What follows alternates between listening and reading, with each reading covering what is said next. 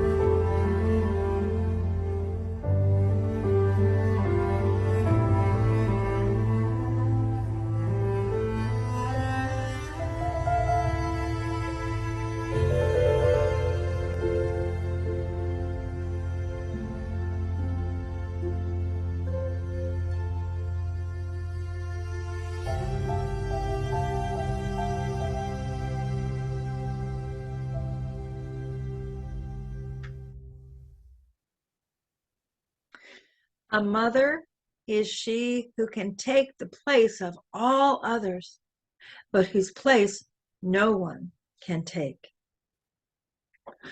Louisville Center for Spiritual Living salutes and celebrates all beings who embody motherhood. You are a blessing. May you be blessed today and every day. We welcome all paths to God. We welcome your challenges and your questions, all pieces and paths of spirit, all areas of our lives and parts of ourselves are essential to a world that works for all. So whether you're here with us for the first time or if you're watching us on YouTube, thank you for being with us today because you are why we are here. And starting all of the things that we have to take into prayer this morning, the special things going on in our communities. Today we are celebrating the new Pope and his significance. And I don't quite yet have his name completely down. Pope Leo the 14th. And there's a couple special things about Pope Leo. First, most of you probably have heard by now, he is from Chicago. And he is the first American Pope. Imagine that. He is the very first American Pope, and he is a jazz musician. So if you ever want to have a little fun and find out how it is that popes break it out, you should look up dear Mr. Pope Leo and listen to him play. I think he plays the trumpet or something. I saw a picture of it, but I forgot to verify exactly what the instrument is. I think he's going to be just really wonderful. And so it is with prayers for divine guidance in his influence on the consciousness of humanity that we bless his ministry. Thank you, thank you, thank you, God.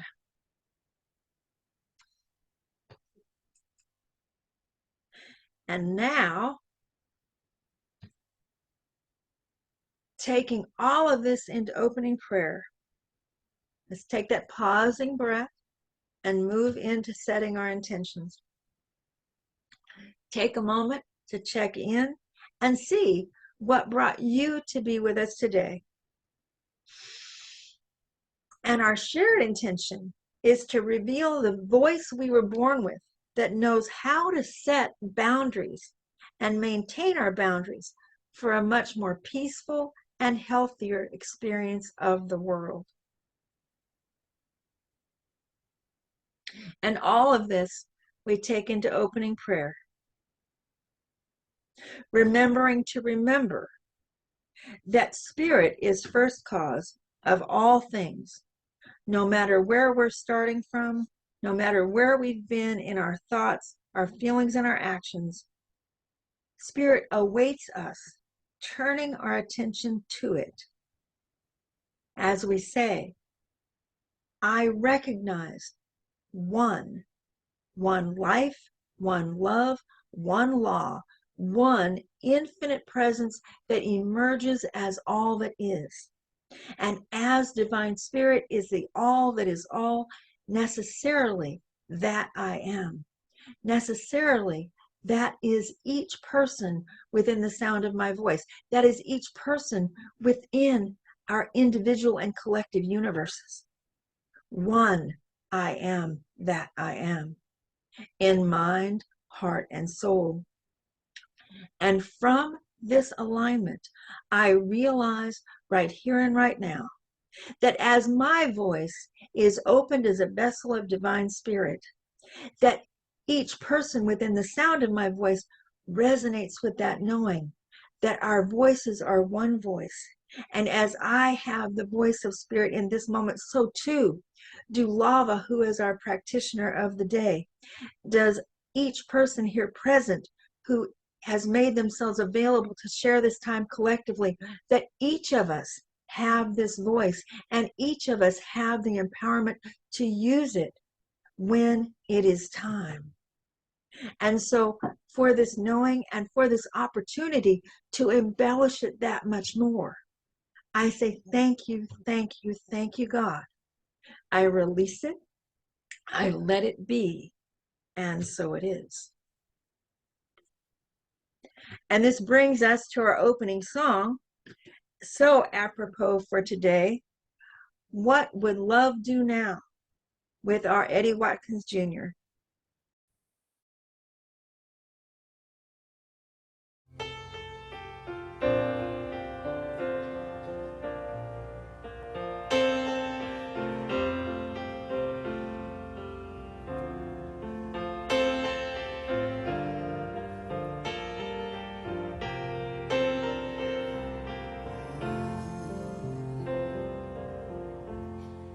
Just before you say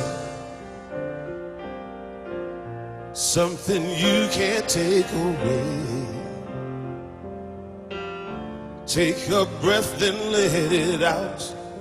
Try to think about what would love do now. Wondering if you should cross that line for good.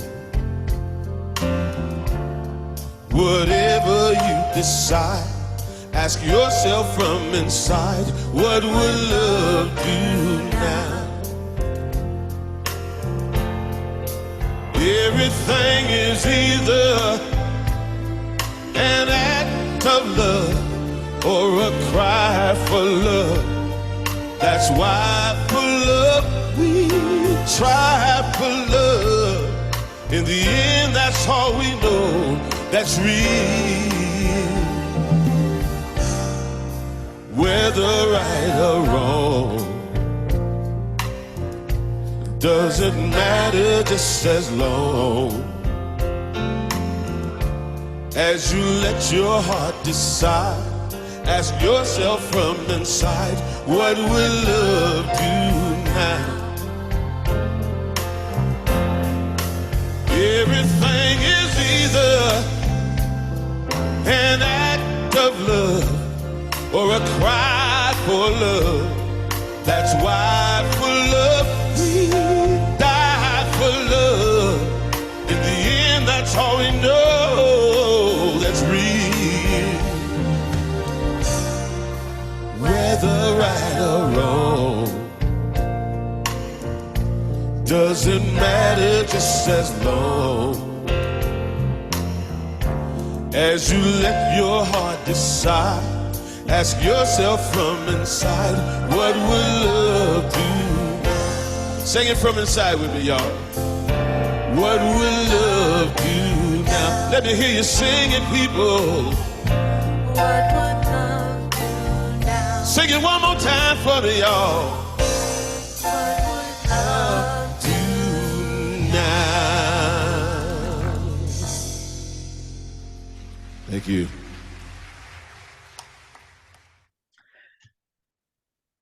I can quite honestly say that was beautiful. I heard all of you singing. Ah, and that atmosphere takes us right into the fulfillment of our mission and vision. The mission of Louisville Center for Spiritual Living is to teach personal transformation as a virtual community, living the principles of science of mind and celebrating all paths to God, which manifest our vision of a world that honors and respects all people. So, of course, we are well aware that all of this is only as valuable as it applies in your life. So we have each week applications of what we believe, and we begin right now with CSL's global vision. And this was crafted by one of our national spiritual leaders a few years ago, Dr. Edward Villon. This is one among many of the global vision statements. We envision a world where each and every person has enough food, a home, and a sense of belonging, a world of peace and harmony, enfranchised and injustice. Dr. Edward Villon. And then we have an application of what we believe that is more tailored to the topic of the day. Does this thing I wish to do express more life, more happiness, more peace to myself, and at the same time do no harm? If it does, it is right. It is not selfish. Dr. Ernest Holmes, Out of the Science of Mind. And this brings us to our sacred reading and meditation, and I am only too excited to let you know that Miss Lava Bai is actually, some people have not realized that she is a long-standing practitioner who has served like around the country for many, many years, and she is going to do our sacred reading and meditation this morning. Thank you, Reverend Vicky. And thank you, Vernon, for everything that you're doing on that end. Greetings and happy Mother's Day to everyone. It's so good to be here with Louisville Center for Spiritual Living. And I am honored to give you this wonderful reading that comes from the Science of Mind Daily Guide for May 11th, 2025. So I'm just going to ask you to be in a space of contemplation and just think about these beautiful words, starting with a quote from Thich Nhat Hanh. She is not outside of you. Mother Earth is not just your environment. And Ernest Holmes said, today, I know that the healing presence of life is within me, forever restoring my mind and body.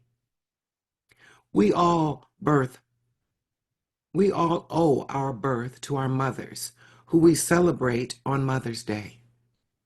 Nowadays, we recognize that Mother's Day celebrations are not just for honoring biological mothers, but also include the contributions of nurturing the individuals who served in the caretaking roles in our lives. We might also consider that we owe our existence to Mother Earth, who birthed all life on this beautiful planet.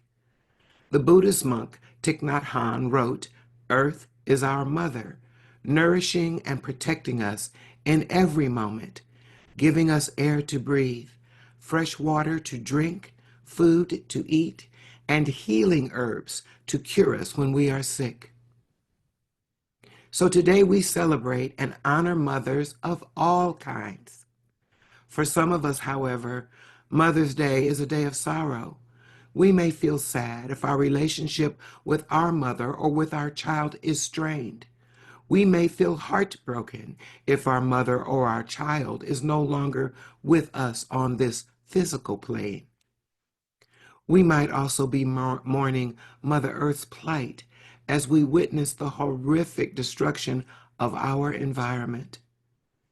If this is not a day of celebration for you, be gentle and kind to yourself. Know that restorative healing is possible. Practice breath awareness. Perhaps take a walk or sit near a tree.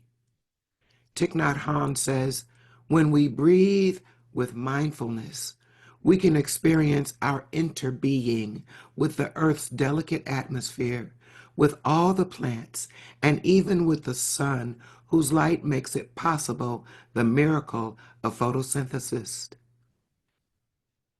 With every breath, we can experience communion. With every breath, we can savor the wonders of life. And I close in offering this meditation from the Science of Mind Daily Guide. Breathing in, I fill myself with peace. Breathing out, I appreciate life's wonders. And so it is. Thank you, Lava. And as a little surprise for Mother's Day, Lava and I have a little meditative skit that we're going to share. And we want to invite you to stay in that relaxed place and see if you can imagine there was a day when you were in your mother's womb. And Lava and I are going to express the twins in the womb story. In a mother's womb were two babies. One asked the other, "Do you believe in life after delivery?" The other replied, why, of course. There has to be something after delivery. Maybe we are here to prepare ourselves for what we will be later. "Nonsense," said the first. "There is no life after delivery. What kind of life would that be?" The second said, I don't know, but there will be more light than here. Maybe we will walk with our legs and eat from our mouths. Maybe we will have other senses that we can't understand now. The first replied, "That's absurd. Walking is impossible. And eating with our mouths? Ridiculous. The umbilical cord supplies nutrition and everything we need, but the umbilical cord is so short. Life after delivery is to be logically excluded." The second insisted, well, I think there is something, and maybe it's different than here. Maybe we won't need this physical cord anymore. The first replied, "Nonsense. And moreover, if there is life after delivery, then why has no one come back from there? Delivery is the end of life, and in the after delivery, there is nothing but darkness and silence and oblivion. It takes us nowhere."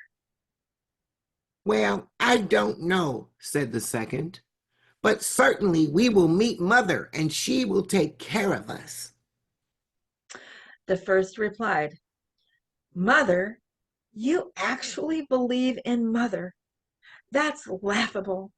If Mother exists, then where is she now?" The second said, she is all around us. We are surrounded by her. We are of her. It is in her that we live. Without her, this world would not and could not exist. Said the first. "Well, I don't see her, so it is only logical that she doesn't exist." To which the second replied, sometimes when you're in silence and you focus and you really listen, you can perceive her presence and you can hear her loving voice calling down from above. And so it is. And so we let it be. Amen. Amen.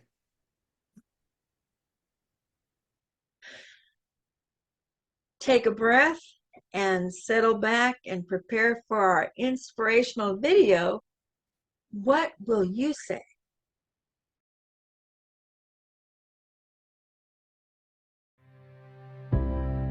When I move out one day, my mom will be very sad. I feel my mom's love in my heart, like it's right here. I'm feeling it right now. Sometimes I love, sometimes I don't. But when I'm angry, I don't. My mom is everything to me. She just is this ray of energy and sunlight and positivity.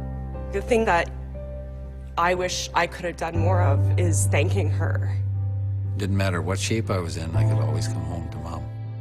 My mom was basically the glue that held me together. When I left the Philippines, I knew that my son will be in good hands because I know my mom will take care of him. My mom is kind of smart. She's not that smart. If I would say like 1 to 10, it would be a 5. Maybe my poor dad got the raw end of the deal, but I do remember my mother saying to him when there was an argument about something I'd done, she says, "You don't want to hurt her spirit." I remember that. My mom was diagnosed with a really rare disease about 12 hours before she died. So we didn't get a lot of time to talk or to say goodbye, but she did get to say that she loved me, which were her last words.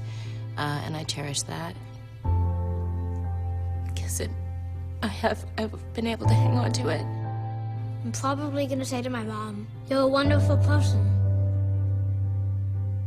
And you're my mentor."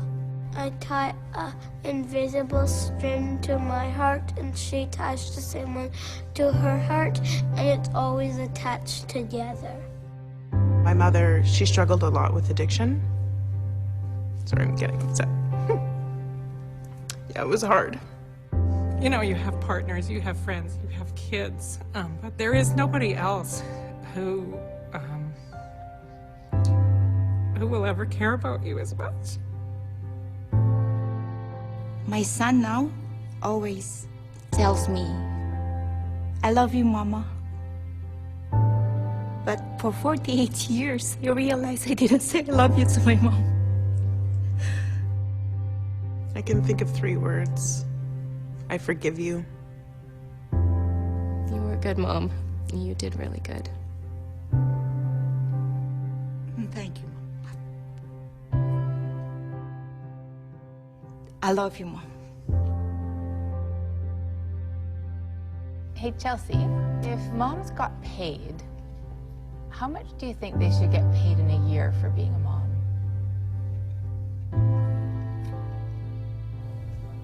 Maybe $100.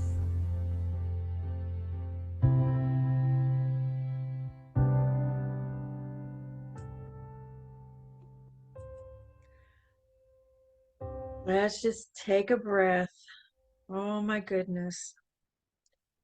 Every story begins with mom.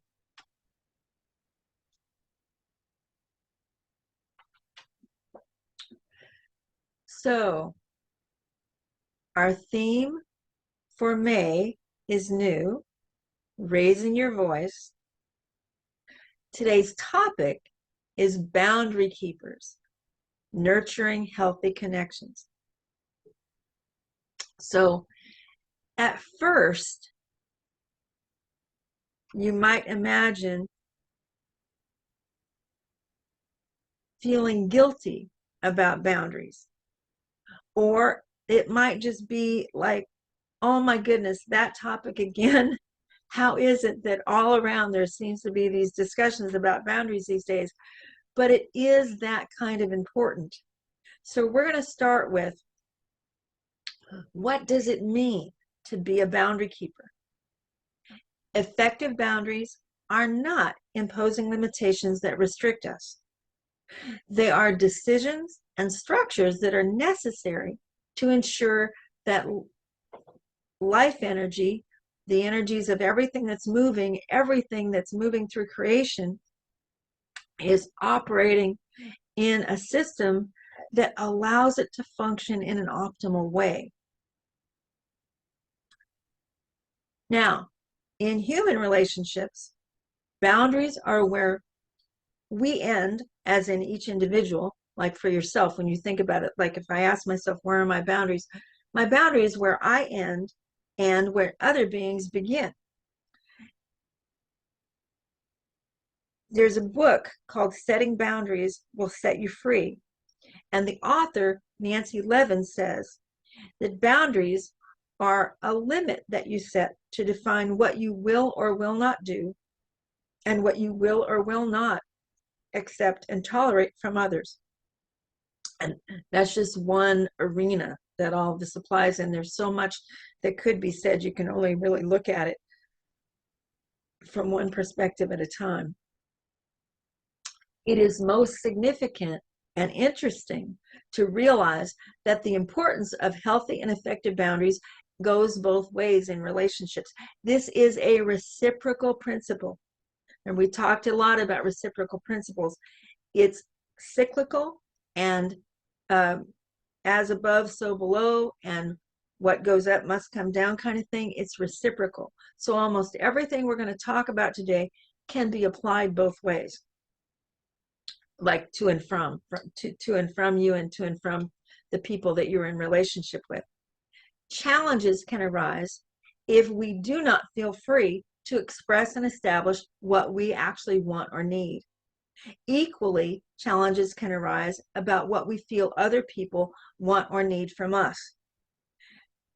In both cases, among the biggest elephants in the room, shall we say, is that we don't want to have to say no. In our society, there is a history of the tendency to feel bad, wrong, guilty, and like we're going to lose something like crucial if we say no. Setting, communicating, and maintaining boundaries takes courage, and it takes ongoing practice. With regular practice, it will become a part of who you are and a part of your way of life. It becomes easy when we allow it to become a part of the fabric of how we engage being a spirit having a human experience. Like affirmations, it becomes strong and automatic when we allow ourselves to keep learning and realize it is an ongoing process. It's not one of those things where we can say, oh, I did the whole boundaries thing. I got that now, so I don't need to do that anymore.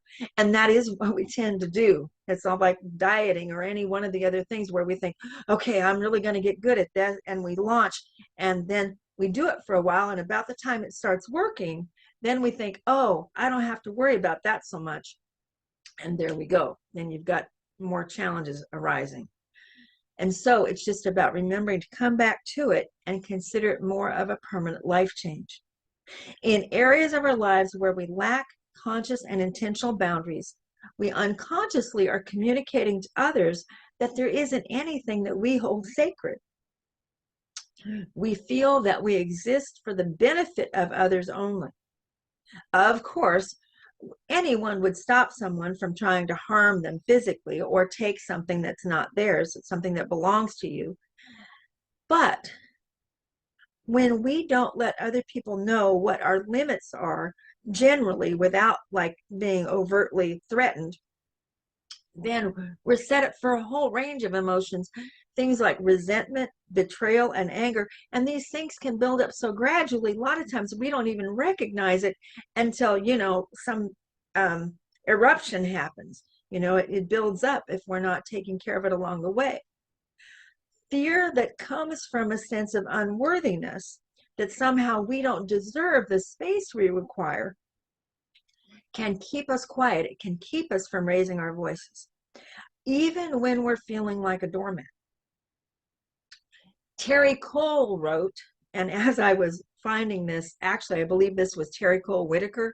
It's possible that she dropped the Whitaker.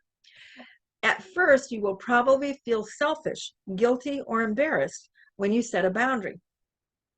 Do it anyway and tell yourself you deserve the self-care. Setting boundaries takes practice and determination. Don't let anxiety or low self-esteem get in the way of good self-care. Anna Taylor said, "Love yourself enough to set boundaries. Your time and energy are precious. You get to choose how to use them. You teach people how to treat you by deciding and communicating what you will and won't accept or do." So, considering these two perspectives, we come up with a potent question posed by Dr. Ernest Holmes to be kept at hand when making choices about what we want for ourselves and how we want it and how we're going to communicate it. Ernest Holmes said, "Does this thing I wish to do or express more of my life, does it bring more happiness, more peace to myself, and at the same time harm no one? If it does, it is right. It is not selfish." And that, you may recall, is our application of what we believe for today.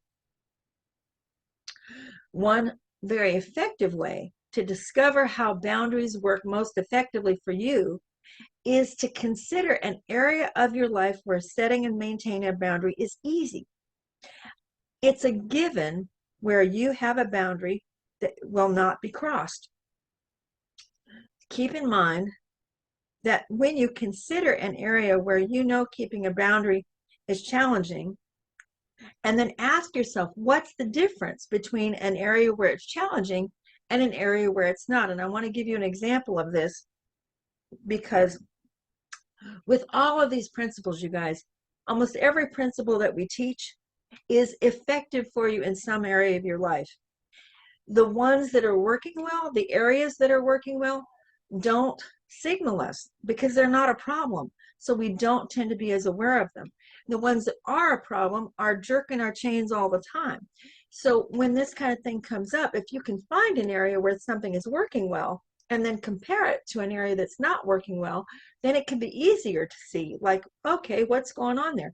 And the example I want to give you is, so often I'll be working with an adult who has had something happen that has triggered them, and they're taking it personally. Something's going on and they're upset and they're not quite sure what to do because, you know, to have to address the shadow is going to mean they're going to have to say something to somebody that somebody's probably not going to like, etc., etc., etc. And I will say to them, okay, so step back and let's say, name a child in your life. Do you have a child or a grandchild? Almost everybody has some young child in their life. And I will say to them, if this thing were happening to that child, how quickly would you speak up? How quickly would you say, hey, that doesn't work for me. You're not going to do this to my kid. And then stop and realize, how is it that we will instantly find the boundary around what's okay and what's not okay for someone that we are advocating for that cannot advocate for themselves, but we're not as likely to want to do that for ourselves.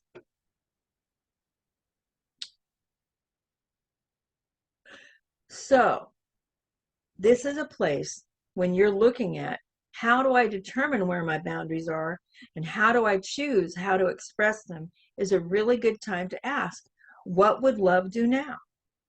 And that doesn't mean that you're just supposed to be airy-fairy loving all the time. Very, very often, the most loving thing to do is set a boundary sooner rather than later. You know, we've talked before, a lot of this gets into what we call shadow energy, where things aren't as clear and aren't as fun and don't feel as light and all that kind of stuff. And the thing is, the sooner a shadow is addressed, the smaller it is and the more manageable it is. When we delay setting a boundary that needs to be delayed, when we delay finding our voice and speaking our truth, that challenge just gets larger on the wall, if only because it's worrying us that much more, because we've known we need to do it and we're just not. And so the sooner you can do that, the better. Now, another way to take a look at, okay, how do I determine what boundary I want to express, is that our internal limits determine our external boundaries. For our purposes here Internal refers to our consciousness, our hearts, our souls, our thoughts and feelings and beliefs, all that internal universe that actually everything emerges from. Where healthy boundaries are called for, it's helpful to remember that spirit as cause is moving into form always. And so it's that internal piece that is the foundation, even for setting a boundary.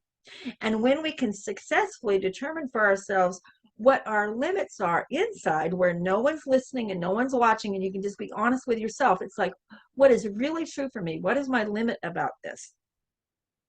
And what does or does not work in this particular case, then finding the space to name it, claim it, and decide how you would say it naturally results. If you can be true to yourself inside, then how to express that will come out much more naturally.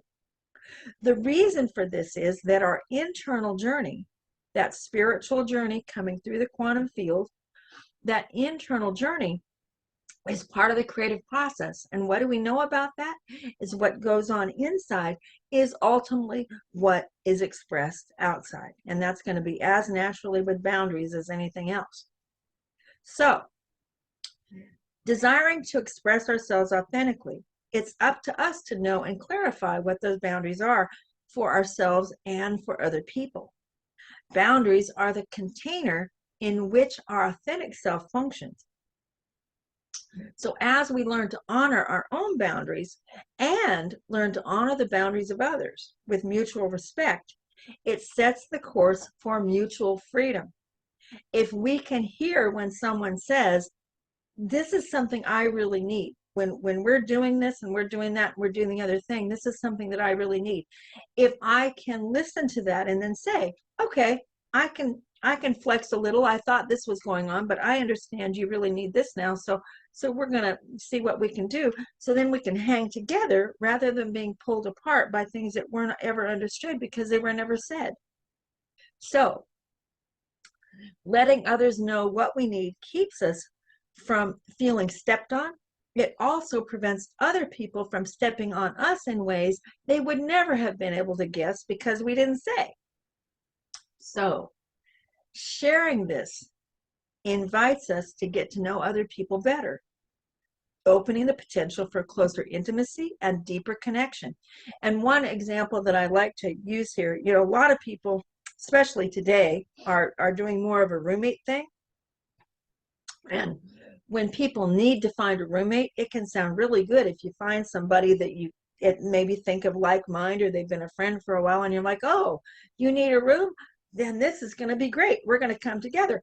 And if those two people come together without having a boundary setting conversation, things get really interesting really quickly, because there's all kinds of things that we know we need about how we eat, or what time we go to bed, or, special things that we need maybe to get in and out of a bathtub, or who knows what it might be. And those are things that allow us to function well in our lives. But if people that we're communing with aren't aware, then there's all kinds of ways we're going to bump up against each other. And then the first thing is people tend to start taking things personally. And this is a way to not come into the need to navigate not taking something personally if we can know what each other's boundaries are to start with. And so another thing that happens is it's easy to believe that once you've set a boundary, oh, well, I told them that, so this should not be a problem. Well, if it's your boundary, it's your boundary to maintain. Having this feeling like, once I've said what a boundary is, everybody should remember what I said. No. It's not up to you to remember other people's boundaries. It's not up to other people to remember what your boundaries are. So when you've had a situation, you've named a boundary, and then however that goes, the next time it comes up, it's good to be ready to remind somebody. It's not about having to get in somebody's face. They might remember. And if they do remember, good for them. And then you don't have to say anything. But if they don't, or if it's really important, you know for sure they're going to remember before something happens, then saying that is going to be a good thing. And so now we're going to take a look at, there is a fabulous video, and hang on for me just a second, Vernon. There's a fabulous video about this by Brene Brown. And in this video, she is in an interview with someone, and I'll have that name in just a moment. But she uses an acronym called BRAVING that works very, very well. And don't worry about trying to make notes on this right now, because I am going to put it in the weekly update. And let me see here. Oh, so before we watch the video, the other thing that I really want to put in the room here is that our need for boundaries is truly not about other people, the people around us and what they're doing or don't do. We set our boundaries according to what we need and want. So doing the work to determine what that is for you, and then finding a way to communicate the need for a boundary that comes from an I message. It's not about saying to someone, I really need you not to do that. You know what I'm saying? Like there's that you and you're pointing the finger at somebody. It's about saying, this is my need. And it's not about that when you do something else that makes you wrong. It just doesn't work for me. So finding a way always to reframe the kinds of challenges around that we have, and really look at, how can I take my power back and make that about me, when my first instinct is to say, well, I just don't like it when that happens, you know, the way they are, right? And so go ahead, Vernon, and play the video. And what I'm asking you all to take a look at, when she talks about Marie, she mentions a person named Marie in here, and that's the person that's interviewing her. Her name is Marie Forello. And this is about how to brave the wilderness of finding connection when we've had to be out there on our own because we're doing something that most people aren't doing. How do we find our way to having the courage to say no when we need to say no, or say yes when we need to say yes to something that isn't the most popular view? And so she's going to spell out braving, and go ahead. So I kept wondering, like, when we talk about trust, what are we actually talking about? Like, what could you call me into your office and say to me that would be more helpful, more impactful and productive than we have trust issues or I don't trust you? So we dug into the data to figure out, what is trust? What do we mean when we say trust? And what I found are there are 7 elements that we're talking about when we talk about trust. And these are observable and measurable. These are what we can talk about with each other. So braving is the acronym we use. B is boundaries. You set boundaries. When you don't know what they are, you ask. You're clear about what's okay and not okay, which is, as you know, so hard for people. Boundaries are really hard. Reliability is the R. You do what you say and you say what you do. The big hard thing about reliability is you're not hustling for worthiness, so you're not completely overcommitting and not delivering. That's the reliability issue. A is accountability. You don't back channel and blame. You hold people accountable in a straightforward way. V, which I think is really interesting, is the vault. What people don't understand about the vault that's really interesting to me too is that you call me in and you say, I don't understand why I got the position. You say, look, we've got some trust issues that we need to work through specifically. I want to talk about confidentiality in the vault. And I look at you like, Marie, I have never shared a single thing that you have told me in the 10 years we've known each other. And you look back at me and say, yes, but you come in here on a regular basis and share things with me that are not yours to share. It's the other side of confidentiality. It is not only do you not talk out of school between us, you don't come in here and say, hey, look, I know what's going on with John, blah, blah, or this is what's happening with, So, because when I do that, and I do that to get connection with you, I do that as a bid for connection. Let me tell you what's going on that you don't know about. Yeah. But when I walk out of the office, you trust me less. Because I'm using stories that are not mine as currency. So we've got the vault, then we go to I, integrity, which is choosing courage over comfort, practicing your values. And this is a big one, and I think we have this in common, and I love this about you. It's choosing what's right over what's fun, fast, and easy. You know, we have a culture of fun, fast, and easy. We Yes. have a culture of people who don't do discomfort. I've never achieved a single thing in my career or life comfortably. And then we go to N for non-judgment. You can ask for help without feeling judged, and I can ask for help without judging myself. And then generosity, which I think is probably the biggest, hardest one for me sometimes, which is when something happens, I assume positive intent. So if things go sideways between us, I'm like, damn it, Marie, I'm so pissed off. I go and say, let me assume the best. Help me understand what happened, Marie. I thought we had a plan around this. And I give you a chance, a benefit of the doubt, before I launch into my anger.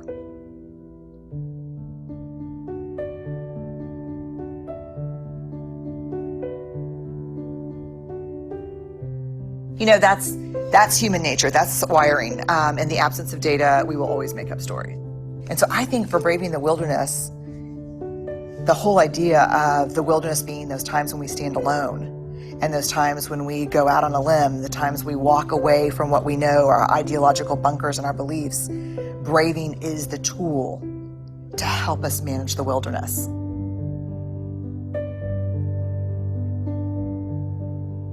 I'll leave you with this. There will be times when standing alone feels too hard, too scary, and we'll doubt our ability to make our way through the uncertainty. Someone somewhere will say, don't do it. You don't have what it takes to survive the wilderness. This is when you reach deep into your wild heart and remind yourself, I am the wilderness.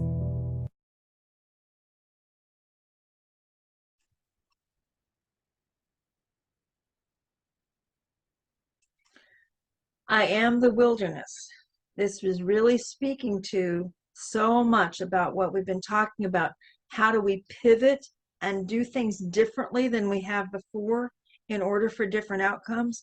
As we do things differently, it's going to feel strange. And to recognize that we can know ourselves well enough to keep ourselves safe and operate moving forward, and have the courage to say yes or no in extraordinary situations that come up, where in the past we might have fallen back into what's easier. I like what she said about that. You know, we have a culture that's just fast and easy. You know, we don't want to stop long enough to do the work it really takes when there's this kind of a challenge. But the last thing that I want to talk about here just briefly, I just really feel inspired to touch into the idea that another area of the need to set boundaries sometimes is when we don't know exactly what's developing. We don't know exactly what's going to happen. It's about situations where there's an opportunity, maybe something could be developed, or there could be an opportunity to go somewhere or meet new people or what have you. And it's about what can be considered the potential for at-risk behaviors, okay? And it's not that we shouldn't have the courage to go and do new things and meet new people and so forth, but things are going so fast in so many arenas of our society now. So many things change so fast, and it's like sometimes we're just catching the wave and going along with it no matter where it's going, without stopping to see what's the shadow side of that development as things are advancing. You know, and the example that I want to use here is with technology, because I think we've all experienced where new technology is coming out so fast you can hardly get to know one form of program or whatever it is, and they're coming out with the new one. And we can't stop those advancements from happening, but what we can do is inside ourselves and in communion with spirit, we can say, hey, just because that wave is going by does not mean I have to go and catch it just because somebody says this is the latest rage. I think about the whole iPhone thing, you know, every time a new iPhone comes out, everybody wants all the new bells and whistles.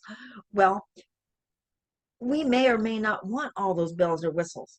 And to realize, okay, what's the shadow side of that before I just go along to get along, and I don't stop to say, do I have a boundary around this? You know, and I don't know exactly how technology is going to keep advancing, and there's other things advancing too, but technology is the one I chose to use as an example. But just because that's where corporate America is taking things doesn't mean that we have to buy inside that that's necessarily a good or an okay thing. And if each individual will stay mindfully alert and know, this isn't necessarily working for me. If enough people stand up for the same type of boundary and say, we need to not do this, then different outcomes can happen. And in a large picture, just a couple of historical examples that I've thought of where this is so important. In this area is a whole lot of the area where the whole issues around enslaving people happened, just 200 years ago. And because of that, there's a lot of that energy around here. And what I have realized is, back when those boats full of people first landed on these shores, if the people, the farmers, if the common people by and large would have said, are you out of your mind? No, I'm not going to, dragoon another human being into doing work that I need to be doing for myself. If enough people would have said, I'm not going to fill your pockets. I don't care what it costs you that you came across the world and you did all this work to do this and you think this is going to be a great idea. I know it's not a great idea, so I'm not doing it. If enough people would have said that to begin with, we would not have the issues around all of the trauma that happened in the slave trade today. And this is kind of thing I'm looking at with technology. It's like, who knows where all of those advancements are going and going and going and going and going, and artificial intelligence and all this stuff. It's like, let us just stay mindful and think about our choices before we just say, oh, this is the next thing, so that must be what we're doing now. That's all I'm saying.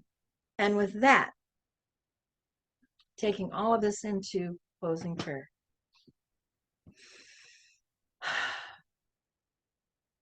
First, I just say thank you.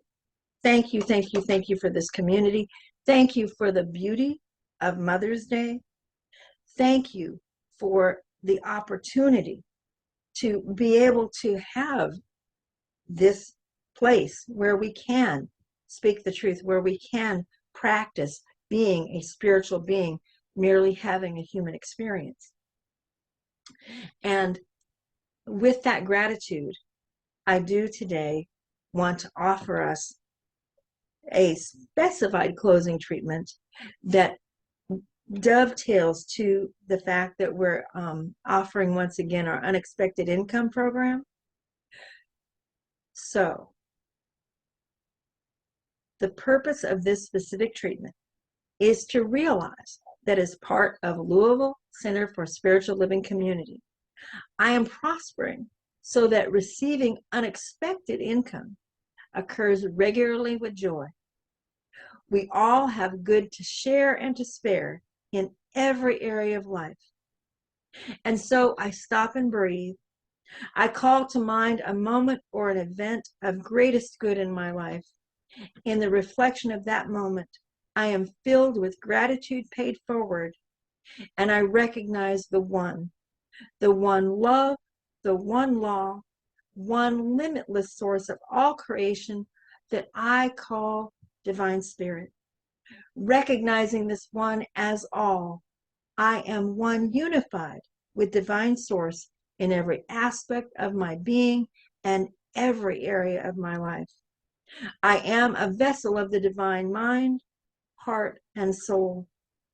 From this alignment, my word directs my desire right here and right now. I realize that in my experience, prosperity is easy.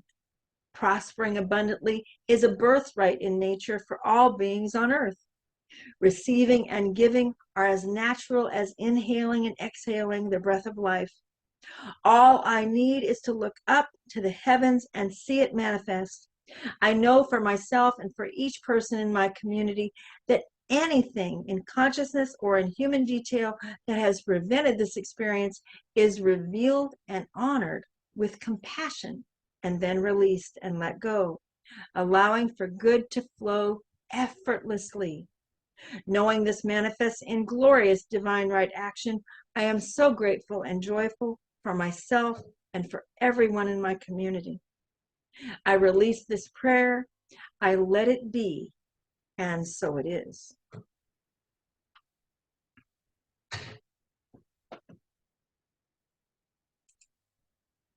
And this does flow us right into prosperity time.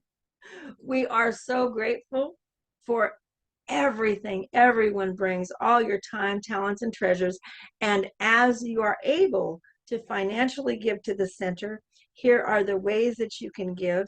We have PayPal, we have Zelle, we have mailing a check in, and there you see the address, Louisville Center for Spiritual Living, Post Office Box 43958, Louisville, Kentucky 40253.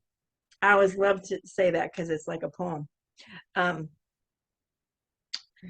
And this brings us then, if you will say with me, please, our May prosperity affirmation. Money comes to me as easily as being with my best friend. Oh, so you guys didn't hear him, but Vernon has summarily blessed the offering for us since I am moving through the prosperity and announcements. In all sincerity, he really did speak the word of blessing. And so I simply know that anyone who speaks the word of truth is a bringer of light, and that it is already done. Blessed and blessing. Thank you, thank you, thank you, God. I release it, I let it be, and so it is. Now, moving on to our announcements. Of course, you all know the financial freedom class has started. Class number 1 was last Wednesday. It was fabulous. And anyone who would still like to come to class, you're welcome to come this Wednesday. This is the last class that we'll be able to leave that door open. We have about 13 people participating, and we certainly have room for you. If you would like to come on Wednesday, it starts at 7 o'clock. Make sure and let me know if you're coming to class, and I will do my level best to catch you up on things that you don't know coming in. It'll be just fine. And of course, being that this is the Thursday coming up for men's group, May the 15th at 6:30 p.m. on this Zoom, the men would love to meet you. Next week, I'm speaking again, and I really, really, really appreciate the topics within this this monthly theme of Raise Your Voice. Next week, we're going to be talking about negotiating peace. How do we do conflict resolution? If something's happened and we weren't able to catch it, you know, and there's something going on, what do we do about that? And how do we take the energy of what feels like conflict and reconcile it and transform it into something that's going to work for everybody? And here is our unexpected income slide. This slide is from last year. This specific slide, we haven't had our first donation as unexpected income yet. And when we do, these will come back down to 0, and we'll start with whatever the current numbers are.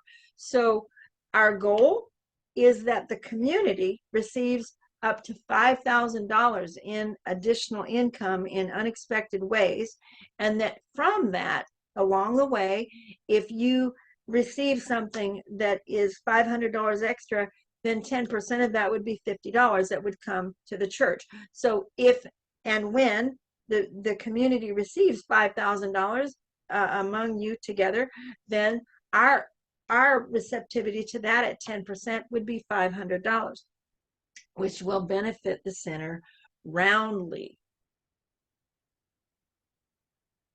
And we invite you to stay for sharing time after the benediction. And of course, always, always, always ending with the remembering affirmation, you are magnificent.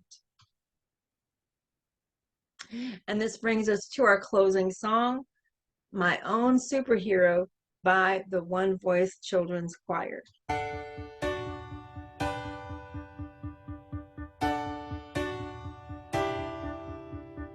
When I feel alone or afraid, and nothing is going my way, or when I'm just running a little low on faith, that's when I just gotta believe there's power and courage in me. And whatever happens, through good days and bad ones, I will stand and say, I can climb this mountain, I can brave this storm, I can be amazing, there's no telling now how far I'll go. When this day needs saving, it starts with me, I know. So I will move, I will rise, I will choose, I will try to be my own superhero.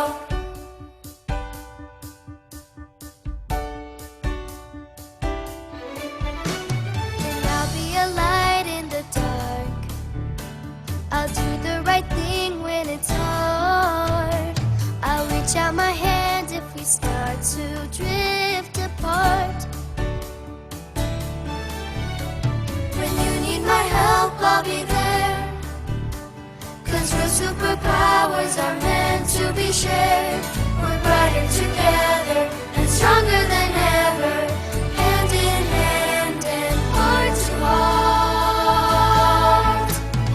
I can climb this mountain, I can brave the storm, I can be amazing, there's no telling now how far I'll go. When this day needs saving, it starts with me, I know.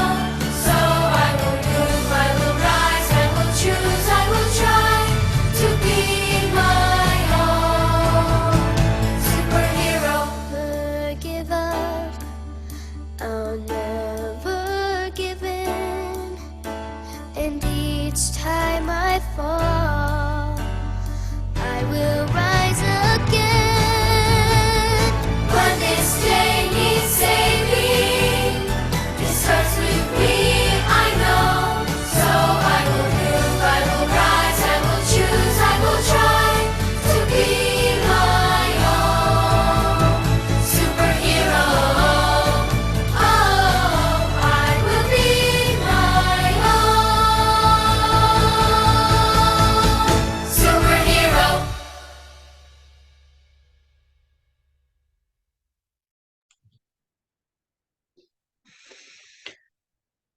Say with me, if you are so inspired, our benediction.